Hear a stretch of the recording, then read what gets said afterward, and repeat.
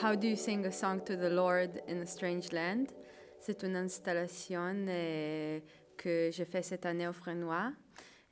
En fait, c'est un projecteur qui était une caméra qui est devenue projecteur dans la même boîte, le même appareil, qui on a amené avec nous à Jérusalem, où j'ai grandi, pour documenter la route que je pris chaque jour en allant à l'école.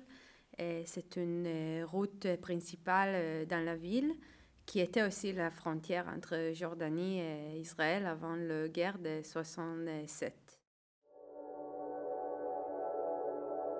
On voit la projection des images qu'on a prises en allant à Jérusalem. Des images qui étaient prises par le caméra qui après on a reconstruit comme projecteur sur des verres émulsionnés avec l'émulsion liquide. Et on voit des images qui a l'air un peu ancienne, qui est noir et blanc, qui est négatif. Avec ça, on a le son. On a enregistré en fait du son de radio et des stations de radio qui changent tout le temps en traversant la route entre la radio israélienne et la radio de Jordanie et des autres stations qu'on trouve entre les vagues. À côté, on a un petit écran qui montre un peu la documentation de ce projet.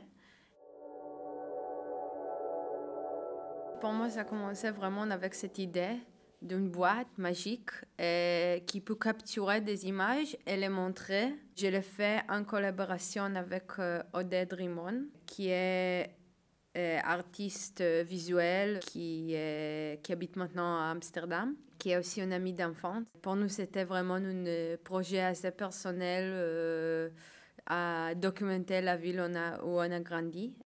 On avait cet échange de dessins. Après, elle a construit vraiment le boîte. On a acheté des optiques anciennes, des projecteurs et des caméras.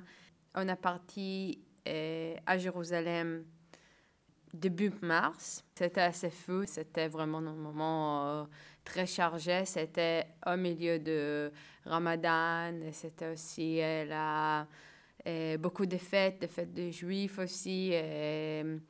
C'était un moment assez intense, mais en même temps, à Jérusalem, c'était bizarre. Nous, on dit « the eye of the storm ». Quand tu es vraiment dedans, ça devient très tranquille. On a travaillé dans une chambre noire, dans un labo photo d'une école qui s'appelle Mousrara, qui était en fait dans un abri anti-bombe.